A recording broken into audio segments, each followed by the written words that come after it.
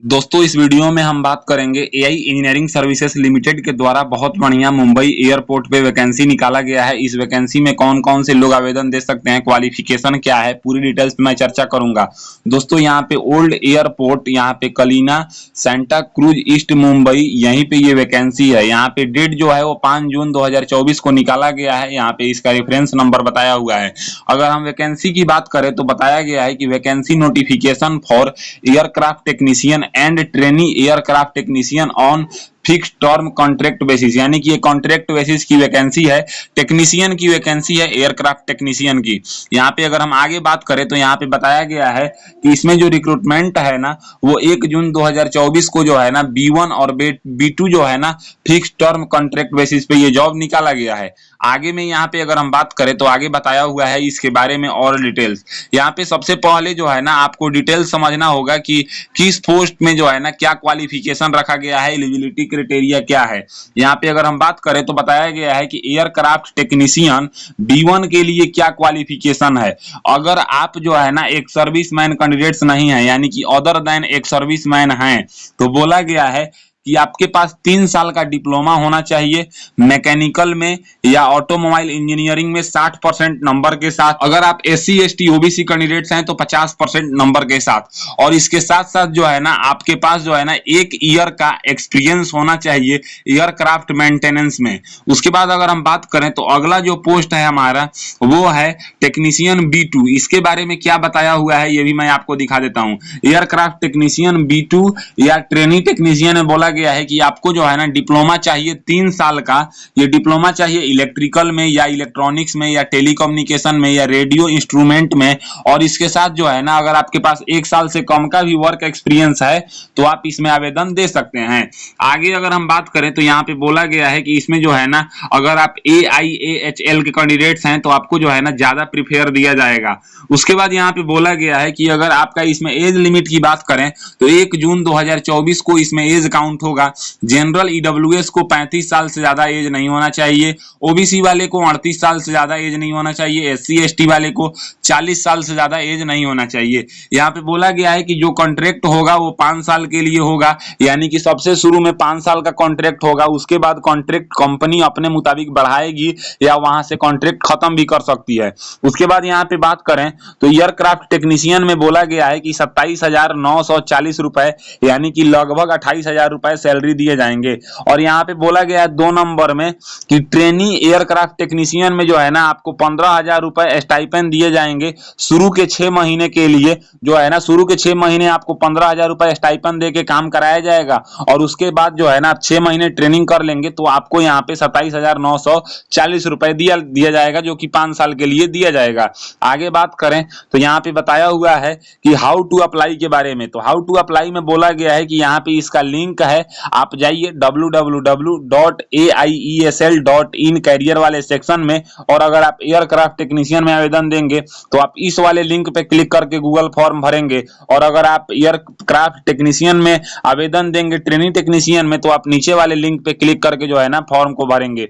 यहाँ पे बताया गया है कि जो इसका लिंक है वो 25 जून तक एक्टिव रखा जाएगा। 25 जून के बाद जो है ना इसको मतलब क्लोज कर दिया जाएगा, या इसका लास्ट डेट 25 जून तक ही है। इसमें बोला गया है कि नॉन रिफंडेबल, यानी कि 1,000 रुपए का एप्लीकेशन फी है जो कि पे करना है जनरल और OBC कैंडिडेट्स को। यहाँ पे बोला गया है कि आप NEFT कर सकते हैं या RTGS या मतलब UPI से भी आप पैसा को भेज सकते हैं। यहाँ पे पैसा भेजने की अगर हम बात करें तो बताया गया है कि AI इंजीनियरिंग सर्विसेज लिमिटेड के नाम से यहाँ पे अकाउंट नंबर है जो कि स्टेट बैंक ऑफ इंडिया में खाता है।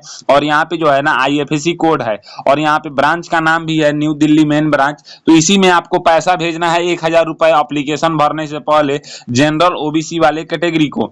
और फिर यहाँ पे सिलेक्शन प्रोसेस में बोला गया है कि सबसे पहले यहाँ पे स्किल टेस्ट और ट्रेड टेस्ट कराया जाएगा। उसके बाद यहाँ पे technical assessment and personal interview कराया जाएगा और उसी के बेस पे आपका जो है ना इसमें सिलेक्शन होगा। यहाँ पे अगर हम बात करें तो आपको जो है ना एप्लीकेशन फॉर्म को भरना है। सभी प्रोसेस को मैं आगे बताऊंगा। यहाँ पे अगर हम पोस्ट की बात करें तो बताया गया है कि इंटरव्यू आपका जब भी होगा वो 9:30 बजे सुबह से लेकर 12:30 बजे के बीच बीच में होगा, किस डेट को होगा और कहां पे होगा ये नहीं बताया गया है। एयरक्राफ्ट टेक्नीशियन B1 में जो है ना 72 वैकेंसी है और एयरक्राफ्ट ट्रेनिंग टेक्नीशियन B2 में जो है ना 28 वैकेंसी है। इंटरव्यू कहां पे होगा और किस डेट को होगा ये अभी डिसाइड नहीं किया गया है। अगर हम बात करें तो टोटल 100 वैकेंसी है। जैसा कि सेंट्रल गवर्नमेंट में रिजर्वेशन पालन होता है, 15% SC को यानी कि 15 सीट SC को, 7.5% ST को यानी कि 7 सीट ST को, 27% OBC को यानी कि 27 सीट OBC को, EWS को 10% यानी कि 10 सीट, UR को 41% यानी कि 40.5% होता है तो 41 सीट UR को दिया गया है। इतना ही सीट कैटेगरी वाइज बताया गया है। फॉर्म भरने के लिए इसके ऑफिशियल वेबसाइट पे चलना होगा। जब आप इंटरव्यू में जाएंगे तो आपको जो है ना रिज्यूम लेके जाना है, ओरिजिनल डॉक्यूमेंट्स, एजुकेशन क्वालिफिकेशन को लेके जाना है, एक्सपीरियंस सर्टिफिकेट को लेके जाना है, डेट ऑफ बर्थ प्रूफ लेके जाना है, उसके बाद स्कूल लिविंग सर्टिफिकेट लेके जाना है, परमानेंट रेसिडेंस आधार कार्ड लेके जाना है। उसके बाद अगर आप SC ST OBC कैटेगरी से आते हैं तो ये आपको लेके जाना है। पासपोर्ट साइज 4 फोटोग्राफ लेके जाना है। ID प्रूफ यानी कि पैन कार्ड आधार कार्ड में से कोई एक डॉक्यूमेंट्स आपको लेके जाना है। उसके बाद अगर आप एक सर्विसमैन हैं तो डिस्चार्ज बुक लेके जाना है और गूगल एप्लीकेशन फॉर्म जो है ना उसका यहाँ पे प्रिंट आउट कराना है। एप्लीकेशन फॉर्म की बात करें तो इसी PDF में जो है ना आपको एप्लीकेशन फॉर्म देखने को मिलेगा। अगर हम बात करें तो आपको जो है ना किसने पेज से एप्लीकेशन फॉर्म को डाउनलोड करके प्रिंट करना है तो यहाँ पे दिखाया गया है कि आपको जो है ना अभी देखिए 11 नंबर पेज पे आ गए।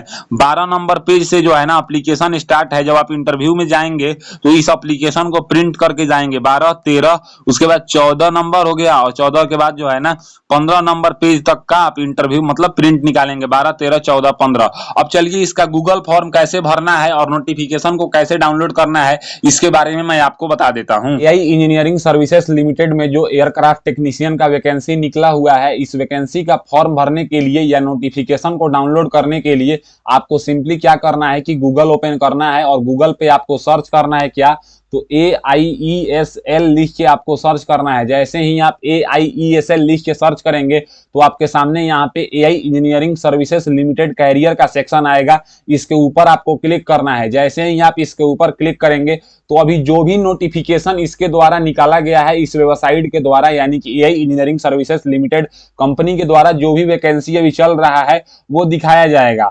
अगर हम बात करें तो हम बात कर रहे हैं एयरक्राफ्ट टेक्नीशियन और ट्रेनिंग एयरक्राफ्ट टेक्नीशियन जो कॉन्ट्रैक्ट बेसिस की वैकेंसी है इसके बारे में। तो यहाँ पे बताया हुआ है कि इस वैकेंसी का स्टार्ट डेट है 5 जून 2024 और लास्ट डेट है 25 जून 2024। अगर आप एडवर्टाइजमेंट डाउनलोड करके पढ़ना चाहते हैं तो यहाँ पे एडवर्टाइजमेंट के ऊपर क्लिक करेंगे, जो कि एडवर्टाइजमेंट मैं आपको समझाया हूँ वही एडवर्टाइजमेंट यहाँ से डाउनलोड हो जाएगा।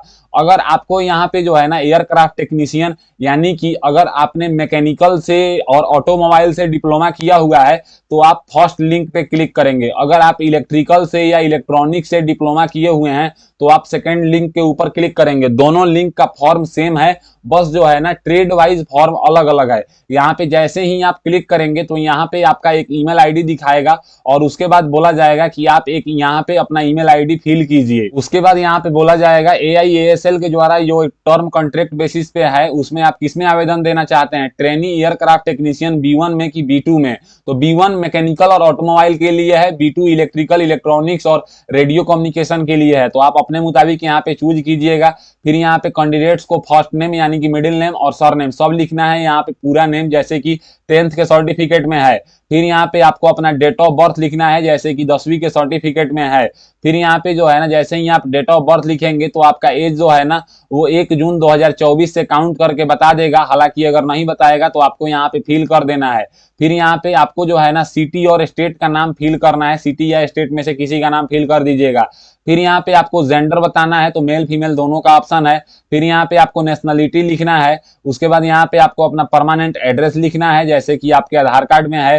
फिर यहाँ पे अगर हम बात करें तो आपको अपना एक ईमेल आईडी लिखना है। ईमेल एड्रेस लिखने के बाद यहाँ पे आपको अपना एक मोबाइल नंबर लिखना है, वैलिड मोबाइल नंबर। फिर यहाँ पे आपको अपना कैटेगरी बताना है। कैटेगरी आप वही कैटेगरी फिल करेंगे जिस कैटेगरी का सर्टिफिकेट आपके पास है।